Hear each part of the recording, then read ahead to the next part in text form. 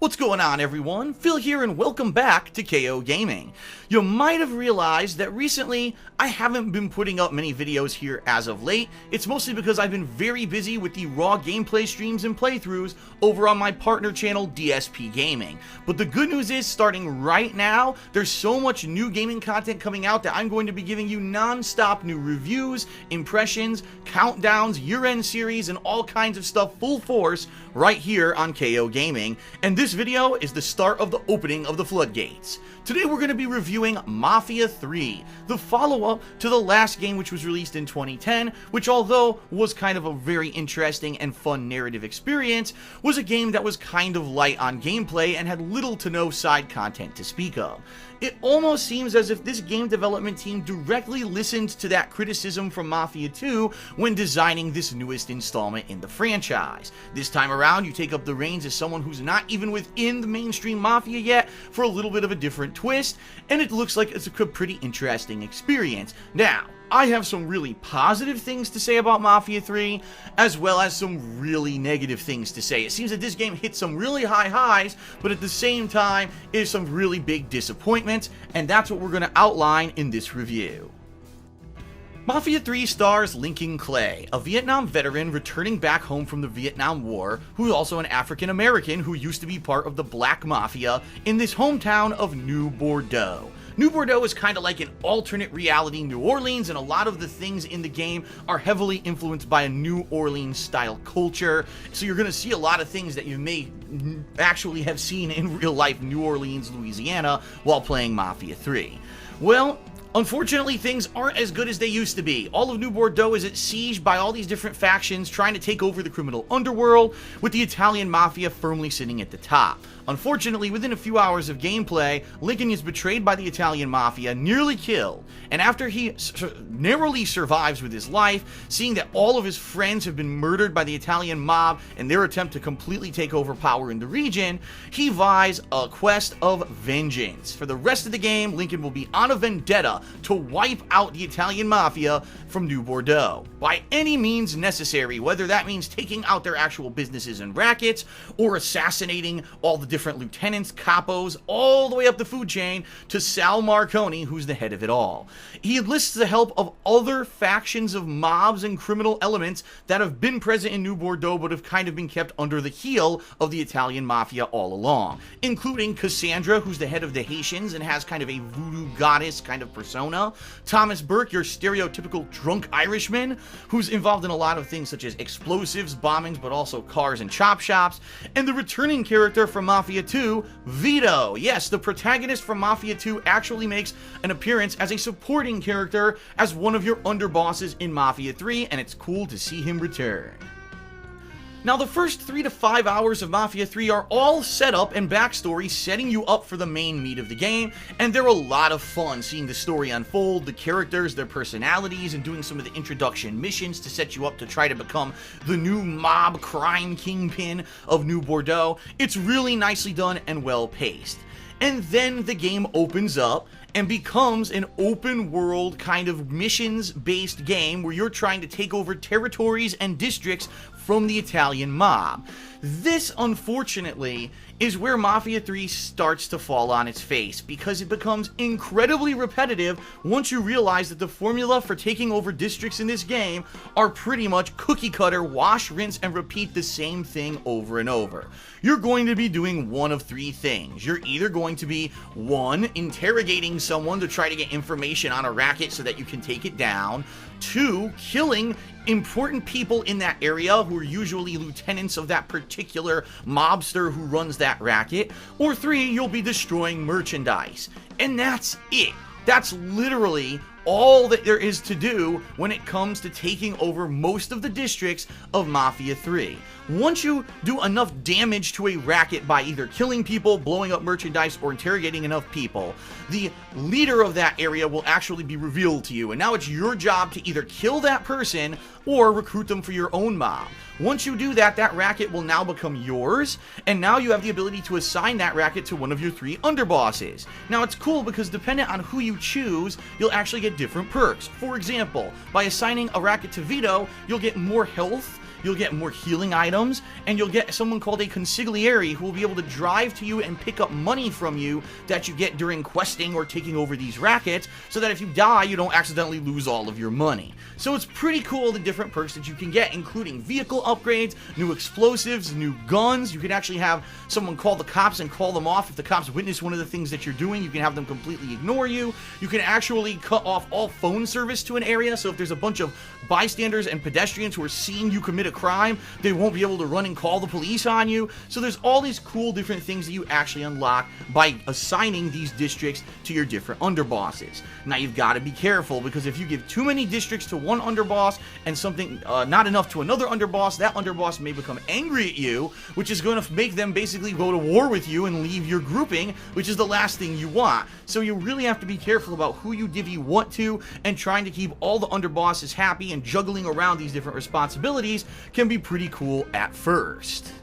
Now, the reason that I say at first is because in order to progress with the story of Mafia 3, you have to take over 6 entirely different districts, each comprising of 2 separate rackets. So basically, you have to do the same exact tasks of interrogating, killing, and destroying merchandise 12 times each in order to progress the story of the game. I'm not exaggerating. This is literally the vast majority of gameplay that you'll be doing in Mafia 3. The same 3 tasks ad nauseum, repeated over and over. Now, admittedly, the first few hours and the first few rackets that you break down, and some of the killings that you'll actually do during the course of these rackets, are a little bit interesting. And the cool thing is, once you completely clear up a district, you have to kill that district's big boss, including people who are actually part of the Marconi family. There's some really big cool showdowns, like there's this riverboat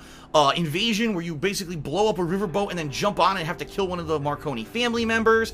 There's different missions where you'll be impersonating different people and you'll be in disguise. There's cage fights. There's all kinds of stuff that happened along the story of Mafia 3 that actually make you want to keep playing it to get to these awesome moments. The problem is, there's literally hours upon hours of the same repetitive garbage grinding gameplay in between the awesome moments that you're gonna absolutely get bored of after, say, the second time you take over a racket, because it's almost all identical. The real only difference between the rackets is the districts where they are. So maybe in one part you'll be in downtown New Bordeaux, and another time you'll be out in the hills. So maybe in one thing you're fighting people who are making bootleg booze, and in another one you're fighting people who are trafficking African Americans as almost slaves, okay? And there's the KKK, yes, the Ku Klux Klan, one of the infamous racist organizations in the United States, makes an appearance in this game. So there's a few kind of heights where you'll get some excitement out of the game when something looks a little different.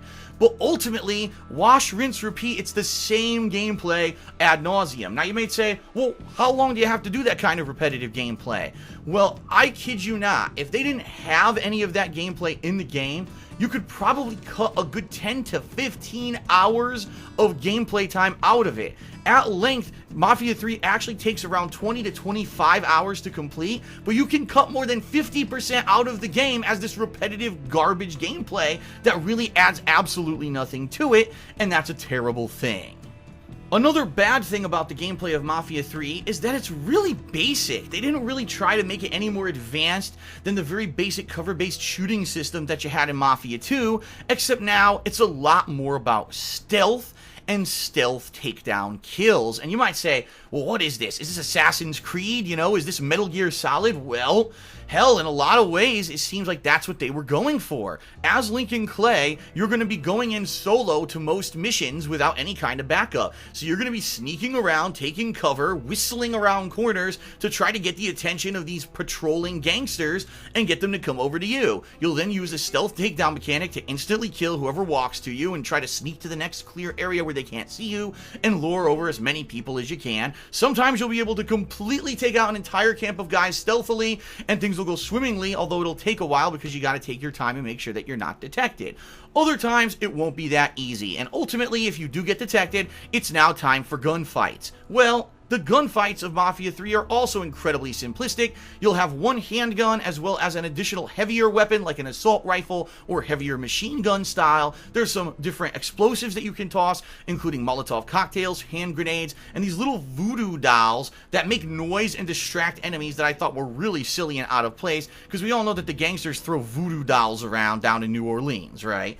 So it's kind of basic and simple. Cover-based, you're going to shoot, run, and gun. Yes, there is health items that you can use to heal during the gameplay. You can also purchase flak jackets and the like, or find them on the map, and that'll give you a little bit of additional damage resistance. And that's really it. It's either stealth-based instant kills or just running and gunning, and that's really it. There's not much else to the gameplay of Mafia 3, and I actually feel that's one of its major downfalls.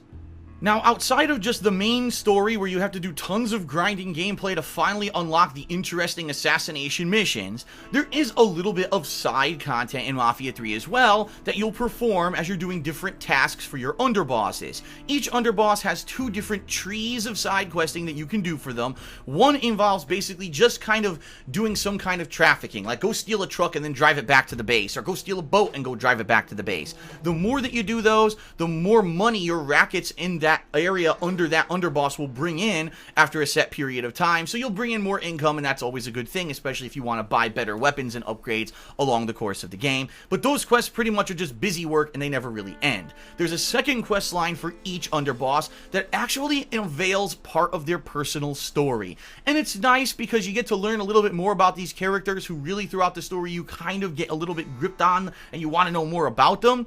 And it actually is a shame because you never get to play as these characters. I almost thought when I saw the advertisements for Mafia 3 over the past year that they were going for almost a Grand Theft Auto 5 formula where you could actually control each of these underbosses, but that's not what they went for. For the entire game you're Lincoln, and really the only way that you can flesh out more of their stories is by doing this side questing. So for Thomas Burke, the side questing is stealing cars, boats, and other vehicles. For Cassandra, it's stealing weapons trucks that are full of weapons and driving them back to her base. And for Vito, probably the most interesting side missions of the game, assassinations, where you have to kind of hunt down a different target and find a way to kill them without getting killed yourself. It's kind of difficult because some of them are well protected by huge groups of people. Once you complete these side questing trees, you'll be limited because you can only do a certain amount of them at a certain time until you assign more districts to that particular underboss. But once you've unlocked all the districts and you assign a certain amount to each underboss, all of the side quests will unlock, and once you complete them, you'll get some critical story elaboration about each one of them. Now, I don't want to give you the actual elaborated points on them because that would be spoiling the story, and obviously you have to have some motivation if you feel like doing these for yourself. You also earn yourself a trophy and or achievement when you complete those side quest lines, so they are, even though a little bit of a grind, important to do for the progression of the game. So yeah, pretty much the majority of the gameplay of Mafia 3, you're going to be doing very repetitive tasks ad nauseum and get pretty bored with it, all in the hopes that eventually you will unlock one of the larger level assassination missions for the Marconi family, which are some of the best parts of the game. And honestly, yeah, even though I raged a lot during my playthrough of this game, it was worth it to tough it out and get to those awesome parts, because the narrative and the ending of this game, by the way, which gives you 3 completely different options to select that would give you 3 different endings and outcomes, it really does grip you, and you want to keep learning about Lincoln and see what's going to happen to the underbosses and everything going on in New Bordeaux. And that is actually one of the major positives that I want to relay about Mafia 3. Regardless of the fact that they went for so much repetitive gameplay to pad the length of the game itself has awesome production values. If you actually look at New Bordeaux and you look at the detail of the buildings as you're driving by them and you see the vibrance of everything, you can walk into a store and the storekeeper will actually say to Lincoln, "Hey, no loitering in here, you Negro." And you're like, damn, this is the 1960s where just because you were an African American, you were treated far differently than if you weren't. And you can see a lot of that in the gameplay and the atmosphere that they've created of New Bordeaux here in Mafia 3. It's a pretty realistic and awesome thing, and it really is an immersive experience. The music, let me tell you, the soundtrack of Mafia 3 is one of the best things about the game, and I really wish that I could play some of the music for you. Unfortunately, due to YouTube copyright restrictions, I cannot, but just some examples. Paint It Black, okay? Some of the best Motown music of the time, including Respect by Aretha Franklin. I mean, there were songs here that I've heard in my childhood that I haven't heard since the 80s, and when I heard them, I knew them word for word because they're just such awesome, synonymous songs of the late 1960s era time that are just going to kind of be all timeless classics. And they did a great job of getting this licensed soundtrack, and also, I'd say the cars look really nice for the time period, even though they're not called exactly what they are. Everything here is just immersive. The story, the characters, the time period, the music, the attention to detail that they put into the production value of the game is pretty top-notch. Now, unfortunately, for a game like Mafia 3 that takes you into a completely other era of American history, when things happen that don't seem right, they're all the more apparent. And Mafia 3, unfortunately, seems to be kind of an incredibly unpolished but high production value game. Let me explain. Bugs are rampant in this game. There are times when people will float. There are times when cars will flow. There are times when two characters of the same person will appear on the screen as if they had split like an amoeba and become clones of each other. What the flipping hell? This actually happened to me twice during the course of my playthrough, and I was like, how did they not catch this freaking bug?